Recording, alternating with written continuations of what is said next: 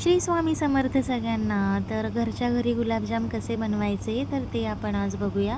तर इथे मी गुलाबजामचं पीठ घेतलेलं आहे आणि त्याच्यामध्ये मी इलायची बारीक करून टाकलेली आणि इथे कोमट दूध घेऊन पीठ एकदम हलक्या हाताने मळायचं आहे. जास्त घट्ट नाही मळायचं, सॉफ्ट मळून ठेवायचं आहे थोड्या वेळासाठी. त्यानंतर इथे मग मी पाक करायला घेतला, त्याच्यामध्ये सुद्धा मी इलायची टाकलेली, जेणेकरून स्वाद खरंच खूप छान येतो त्याच्याने.